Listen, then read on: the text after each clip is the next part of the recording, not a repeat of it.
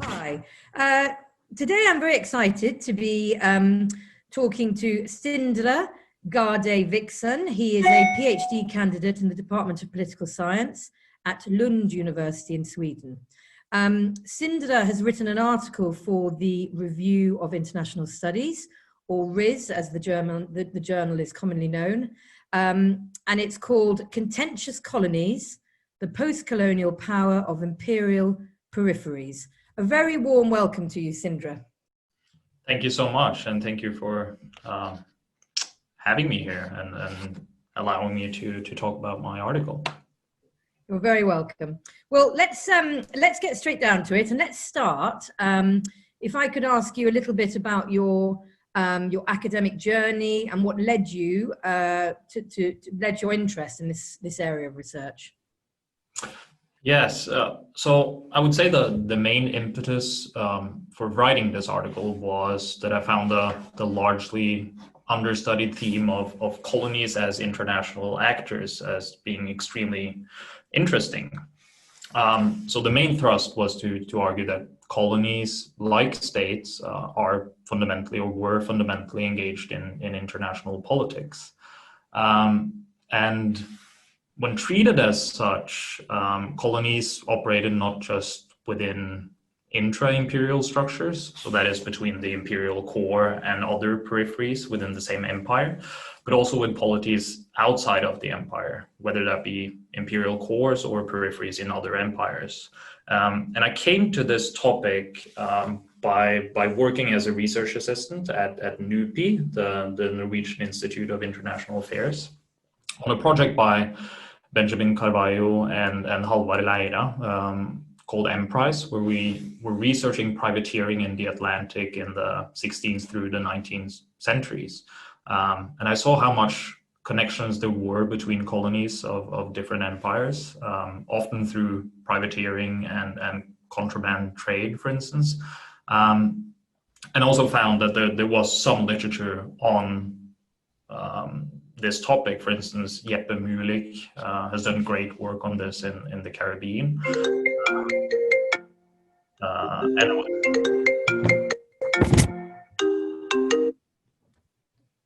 And I was sort of also inspired by the works of Daniel Nexton and Paul McDonnell on network theories and empires. So those were the main sort of journeys that led me to this topic. How interesting. Could you, referring now specifically to the article in RIS, perhaps you could give us an outline of the article before we move on to more specific questions. Sure. So we typically think of hierarchical relationships as being consistent of one dominant and one or several dominating actors.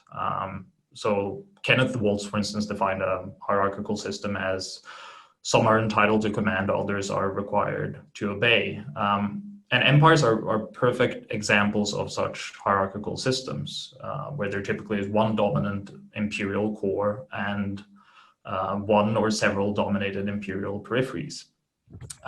So in seeking to understand the dynamics of these types of relationships, the article essentially seeks out to find in what circumstances the dominated, the imperial peripheries in this case, are the most powerful. So the article is fundamentally about power. And there are various ways we can find sort of the power of these peripheries in these structural configurations of an empire. So a lot of scholars study the bilateral relationship between core and periphery and seek variation within that as explaining the power of peripheries. You can look at the peripheral actor itself and the sort of the ties or the configurations inside that, whether it operates as a unified whole or a fragmented actor. And then there are two types of relationships which are fairly similar. One is where several peripheral actors within the same imperial structure are able to gang up on the imperial core. So those type of relationships makes peripheral actors or dominated actors very powerful. And the other is when the peripheral actor is able to ally itself with an actor from outside the imperial structure. And in this article, I argue that this is when the dominated actors are most powerful. And I build a framework in the article to understand why that is so. Okay. So could you explain the approach you took, which I think you call the network approach, don't you? And why you decided to approach the study of empire in this way rather than, for example, a balance of power approach? Yes. So as mentioned, all empires consist of relations. When we think of the ideal typical empire, it consists of an imperial core and several imperial peripheries. So where the core is connected to all peripheries, but none of the peripheries are connected to each other. So the classical hub and spoke system. And I believe that a network approach to empire seeks to define such structural arrangements in terms of network properties, that they consist of various ties which flow between several actors. And as I just mentioned earlier, these relationships or social ties can vary a great deal. And within the imperial actor itself, between the core and the peripheries, between several peripheries, and as is of specific interest in this article, between a peripheral actor and an external actor. And typically, a standard realist or balance of power approach would treat such relationships as rather static or unimportant, treating systems as either hierarchical or anarchical. And the network approach, I believe, better captures variations between both hierarchical and anarchical systems. So you get to explain much more of the detail and variations within those systems. I see. So why are the exclusive ties to external actors so important for peripheral actors? Well, in the article, I mentioned the case of France and the 13 American colonies. So if we look at the two cases that I have in the article, a balance of power approach, for instance, would argue and has argued that France assisted the 13 American colonies in order to weaken British dominance in the North Atlantic, and that the Soviet Union, Cuba, and China assisted the Angolans in order to weaken the Western alliance. So that is the classical balance of power explanation. But what I do argue in the article is that such an approach misses out on the structural configurations, which makes the option to assist the Americans, for instance, viable in the first place. So it takes for granted that it is in France's interest to weaken Britain by assisting the Americans. So if we take that for granted, there are still situations in which this intervention is more or less appealing. So as I argue in the article, if France had allied with Britain in the early 1770s to balance against France, Prussia, and Russia in European affairs, it might still have been in France's interest, in France's interest to balance against Britain in the North Atlantic. But in such a scenario, this option is now much less appealing. So getting into sort of the exclusivity, if it were the case that France and Britain had signed a treaty of alliance at roughly the same time as the Americans were approaching France for an alliance, there would be, firstly, several incentives for France to avoid any contact with the Americans. And secondly, Britain would now have ample opportunities to use either carrot or sticks in order to pressure France not to assist the Americans. But this did not happen. In fact, France and Britain remained in the state of mild hostility. So the Americans had an open door to approach the French. And I believe this is the main difference between an exclusive and a non-exclusive relationship.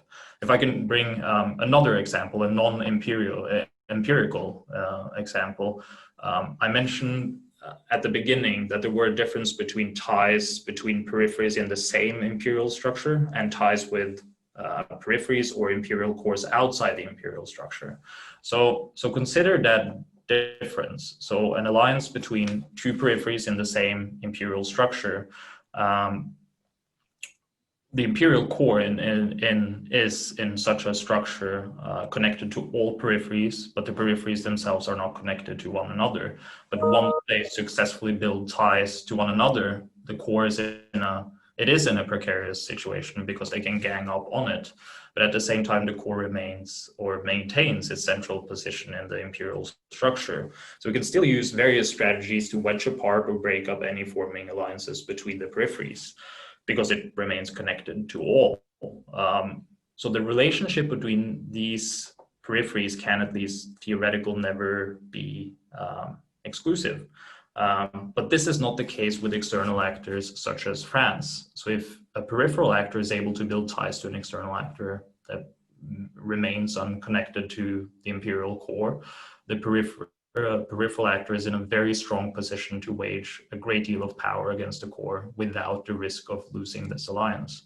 So those are sort of two examples of how important those exclusive or non-exclusive relationships are for successfully mobilizing actors against the imperial core. Okay, well, thank you very much for that. So hopefully, I mean, it's been very interesting. Thank you. Hopefully you've whetted the appetite of people who want to now go away and read the article. If you, for those people who are watching this, who have an interest, could you just in a few sentences, because we are slowly running out of time, just tell us what you would say would be the main takeaways of the article? Yes. Well, I would say that the main takeaway is that dominated or peripheral actors, whether they're a part of a formal empire, such as in the past, or not, that they're sort of in hierarchical relationships, nevertheless, are fundamentally international actors. So they operate in international or global networks. And I argue that by paying attention to these networks, we will better understand both the variations in the power they have over those that dominate them, but also the strategies they could use in order to enhance the positions in these networks. And I believe that the framework I propose in the article can be used to both study historical cases of the diplomacy of decolonization, as I have done, but it could also be used, I would argue, on studying current events, such as the diplomatic struggle between, on the one hand, China, and on the other, the protesters in Hong Kong and its Western sympathizers. So the framework, I believe, will assist in explaining why such international connections are vital for these protesters, and also what strategies they are likely to engage in order to acquire sustained support for their struggles. So this is not necessarily or can be reduced to historical studies. I believe it also can explain current events as well, and I hope that it can be used as such. Oh, that's wonderful. Thank you very much. For those of you who are keen to learn more and to actually read the article, you can, which is on, as I mentioned, Contentious Colonies, the Positional Power of Imperial Peripheries. You can read it in the first view section of the RIS website. If you are a BISA member, you can access this free of charge as part of your membership, and you just need to log on to your account at https://app.sheepcrm.com/bisa/login. If you're not a member and you would like to gain access, you may be able to do that through your institution. While you're here, just a couple of other BISA membership benefits, which are worth checking out on our website. They include access to our 29 working groups, which specialize in different aspects of IR, access to our very lively postgraduate network, access to many, many funding opportunities. And as a member, you're always the first to know about our annual events, including our large annual conference, which are all great opportunities for networking. So that's it from us. I would like to thank once again, Sindre, for a fascinating insight into your research. Thank you so much for having me. No, thank you. And goodbye. Thank you so much. Goodbye.